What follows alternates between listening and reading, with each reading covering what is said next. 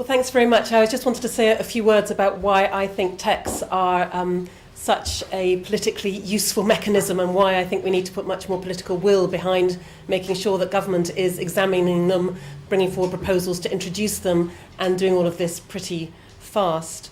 Before I do that, let me just add my own tribute to David Fleming. I'm sure he will be looking down and feeling very confident in what you're doing with his work, but we do all owe him a huge debt, and his loss is very great. One of the things that struck me since I've been elected to Westminster is it's kind of reinforced that sense of there being no urgency around the agenda of tackling climate change and peak oil. You sometimes get the sense, looking at government legislation, the proposals, when you hear the debates, that we've got forever to get this right. And the thing that keeps me awake at night is that sense that this agenda is massively urgent. And I think what we need is a way of making sure that we can begin to get our emissions down in a certain and fast way. And that, I think, is what TEQs brings us.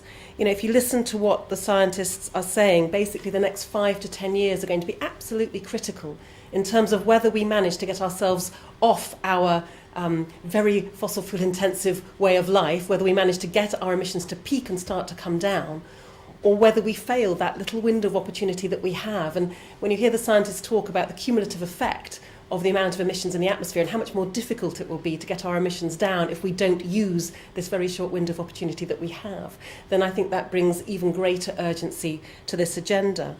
On current projections, there's no way that we can keep temperatures even below the 2-degree threshold, and that threshold itself is being called into question increasingly in terms of just how safe 2 degrees is. And yet there's no way, unless we do something pretty dramatic, pretty fast, that we can even meet that 2-degree threshold. And so I think the real question is whether or not, you know, we're going to have more debates, more discussion, and basically go down as the species that spent all its time monitoring its own extinction rather than taking steps to avert it, or whether we will grasp what feels like a real lifeline to me. I think that's what TEQs is for me. It feels like someone is actually saying, look, here, this is a way of doing it that is all of the things that Sean said in terms of being flexible, being progressive, being certain. That, I think, is what we've got the opportunity to grasp here. It's not just the climate crisis. Jeremy, I know we'll say a few more words in a moment about the peak oil crisis, but we know that concerns about the global peak, the plateau, the long-term decline of oil production are no longer limited to the dark conversations of a few former oil industry workers or environmentalists. Last summer, Lloyd's of London predicted that problems of supply not matching demand could see oil at $200 a barrel by 2013, which is a pretty dramatic scenario. So there's increasing amounts of concern coming from industrialists, from people like the Industry Task Force on peak oil and energy security, not just, you know, the usual suspects, if you like. Peak oil is a very, very real danger. It's coming towards us if it's not already here now.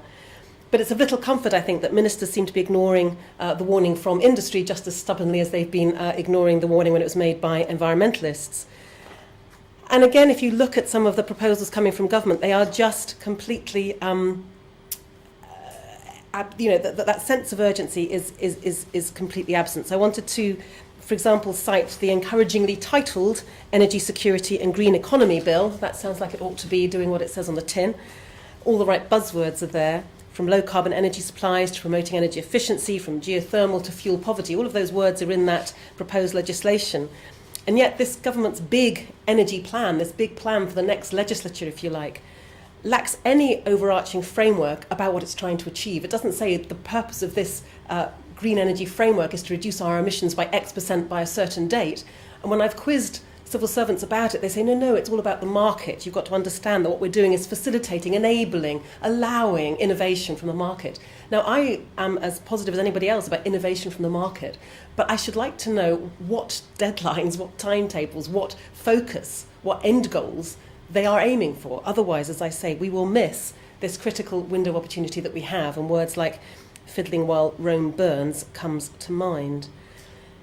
So, as this report itself puts it, it says that the Climate Change Act mandates 80% emission cuts by 2050 and cuts of 34% by 2020. Now, let's be clear, that's nothing like ambitious enough, but it's a heck of a lot more ambitious than this government is aimed at the minute.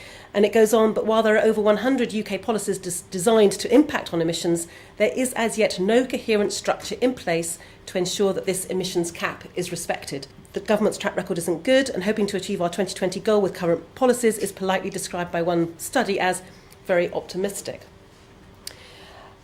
So it seems to me that we desperately need new impetus behind this agenda.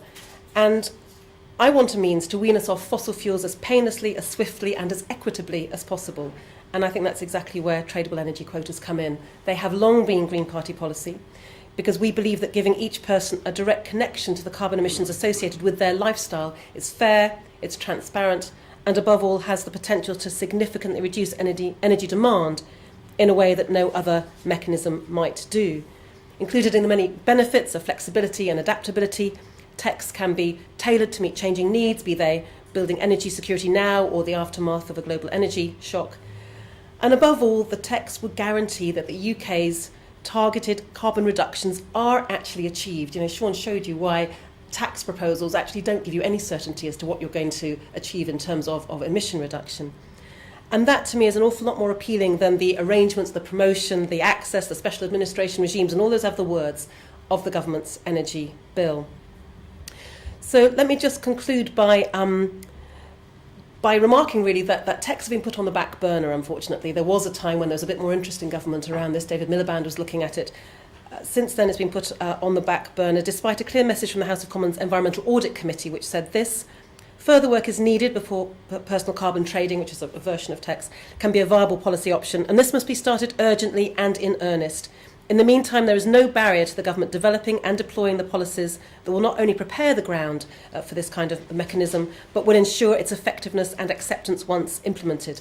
Although we commend the government for its intention to maintain engagement in academic work on the subject, we urge it to undertake a stronger role, leading and shaping debate and coordinating research. Now, that was a statement from several years ago. So I would simply say that we urgently need the kind of bold leadership which I think TEQs absolutely embodies. When you look at all of the advantages in terms of the fact that it's more transparent, it's more accountable, it's more certain, it's more equitable, I think the only question really remains is why aren't we actually grasping this with an awful lot more energy, determination and urgency than currently seems to be the case. Thank you.